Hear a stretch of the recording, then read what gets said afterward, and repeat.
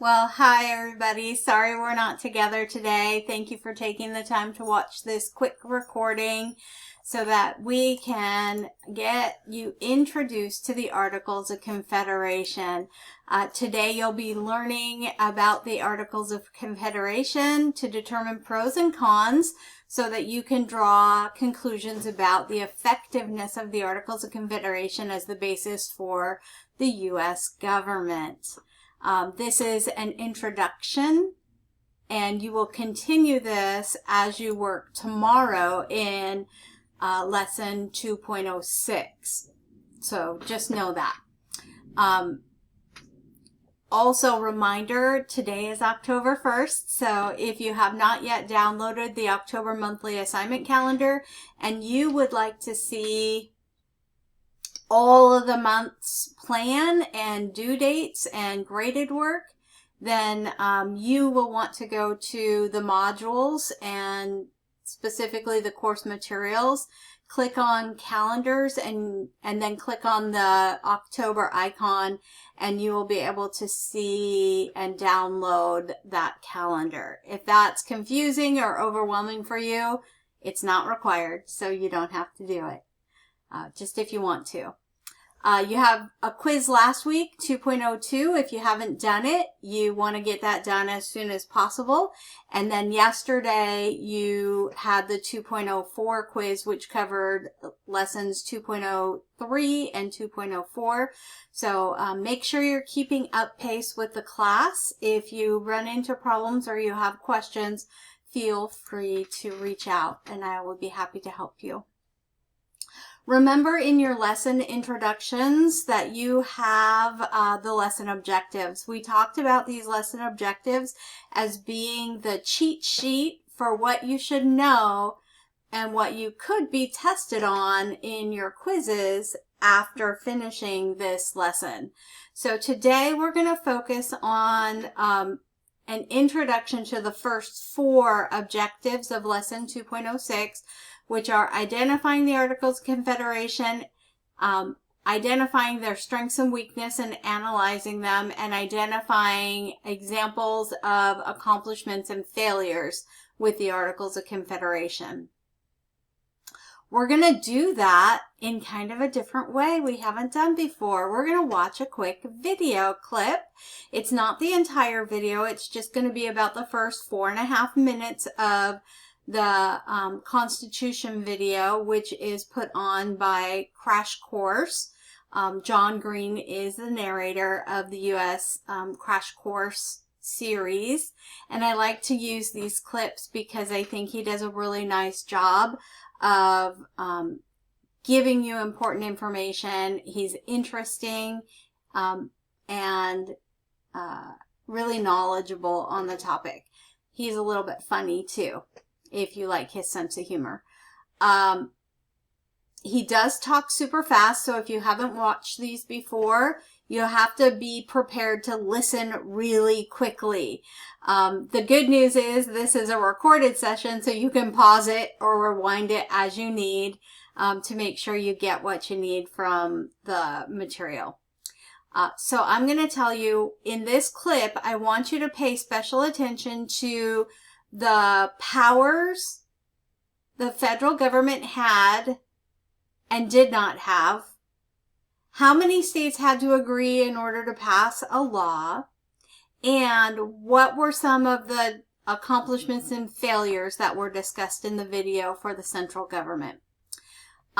If you want to, you can pause the video now and create charts like this to help you organize your information. Not required, but I like to have my information really organized, so I thought I would show you a way that that could happen. That way you can jot down the powers that they had, and then any powers that you notice they didn't have, and any accomplishments they have, and any failures as well. If you need more time, you can pause right now and then resume when you're ready. Again, here are the 3 things that you should watch for in the video clip that we're going to do now. I hope you enjoy the video. We'll talk when it's done. Hi, I'm John Green. This is Crash Course U.S. History, and today we're going to talk about the United States Constitution. And in doing so, we're going to explore how the American style of government became the envy of the entire world, so much so that everyone else copied us. What's that, Stan? We're not going to talk about other countries stealing our form of government because no other country stole our form of government? That doesn't seem possible, Stan. No, Stan, not the Libertage. Cue the intro.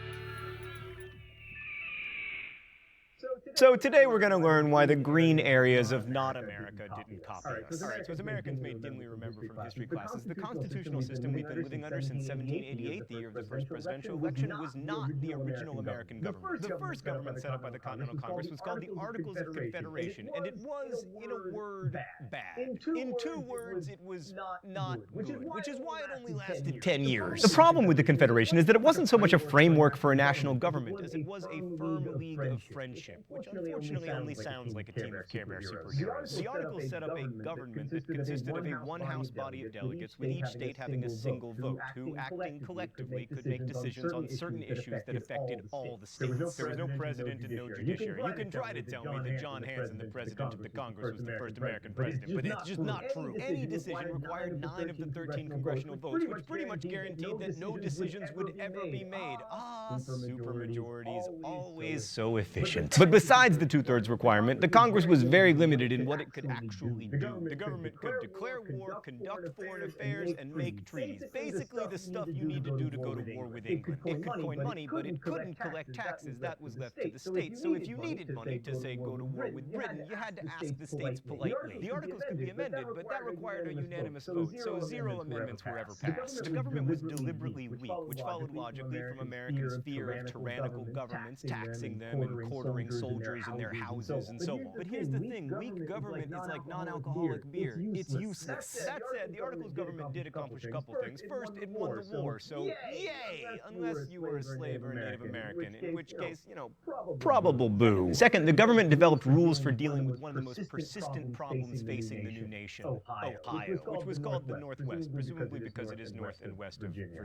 Getting control of the land meant taking it from the Indians who were living there, and the Articles government was empowered to make treaties, which it did. Crash Course World History fans will remember the Athenians telling the Melians that the strong do as they can and the weak suffer what they must, and the Americans definitely went to the Athenian school of treaty making. Through treaties signed at Fort Stanwix and Fort McIntosh, the Indians surrendered land north of the Ohio River. The biggest accomplishment of the Articles government was the Northwest Ordinance of 1787, which set up a process to create 5 new states between the Ohio and Mississippi River. 2 things to know about this. First, it acknowledged that American Indians had a claim to the land and that they had to be treated better if settlers wanted to avoid violence. And second, Stan, can I get the foreshadowing filter? Yes, perfect. The ordinance outlawed slavery in all 5 of the new states. Still, the Articles government was a complete disaster for exactly one reason: it could not collect taxes. Both the national government and the individual states had racked up massive debt to pay for the war, and their main source of revenue became tariffs, but because Congress couldn't impose them, states had to do it individually. And this made international trade a total nightmare, in fact worsened by the British being kind of cranky about us winning the war and therefore unwilling to trade with us. In 1786 and 1787, the problem got so bad in Massachusetts that farmers rose up and closed the courts to prevent them from foreclosing upon their debt-encumbered farm. This was called Shays' Rebellion after Revolutionary War veteran and indebted farmer Daniel Shay. The uprising was quelled by the state militia, but for many, this was the sign that the Articles government, which couldn't deal with the crisis at all, had to go. But not for everyone. Thomas Jefferson, for instance, was a fan of Shays' Rebellion. A little rebellion now and then is a good thing. The tree of liberty must be refreshed from time to time with the blood of patriots and tyrants. Which is all fine and good, I mean, unless you're the bleeding patriots or tyrants. But to most elites, Shays' Rebellion showed that too much democratic liberty among the lower classes could threaten private property. Also, people who held government bonds were nervous because without tax revenue, they were unlikely to get paid back. And when rich people feel like something has to be done, something is usually done. Let's go. All right, we're not going to go to the thought bubble, but I told you he talked fast, right?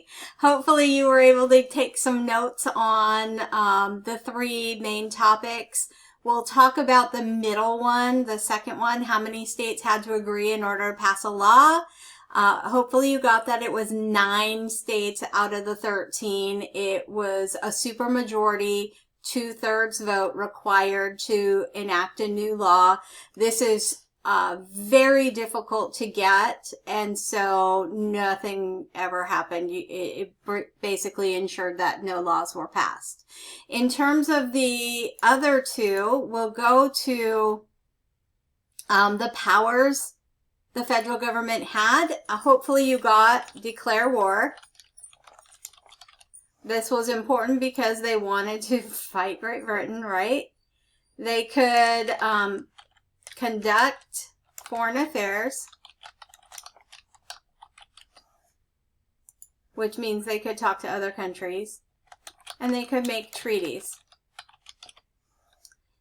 In addition to that, you learned that they could coin money. The powers they didn't have, they could not tax. They could not impose tariffs. And I think that was pretty much all of them. In terms of accomplishments, there were some, right? They were able to get control of the Northwest Territory.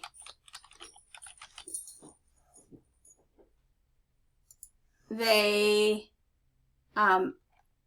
created the Northwest Ordinance.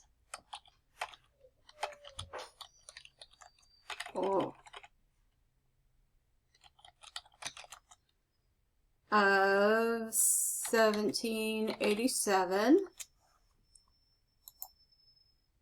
There we go.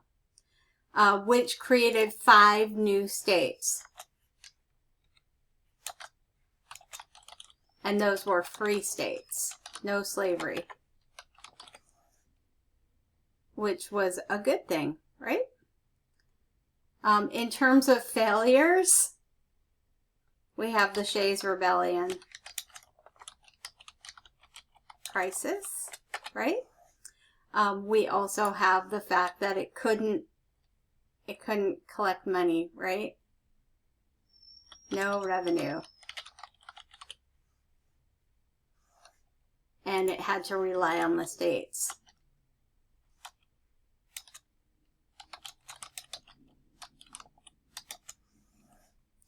It wasn't very effective because of the supermajority.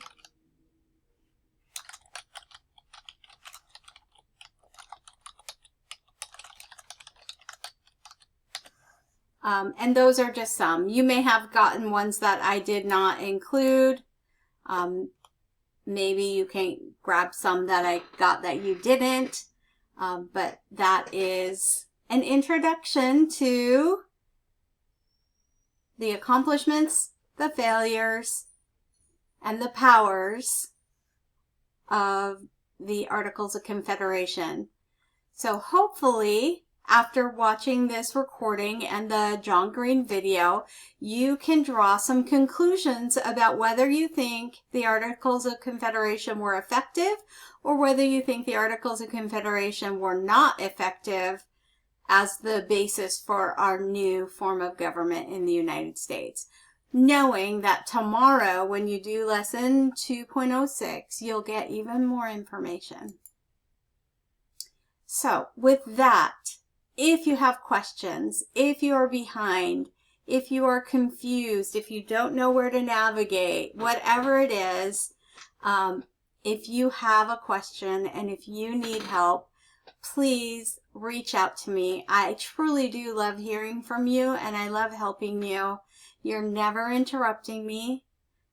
Everybody needs help sometimes. You're not a burden.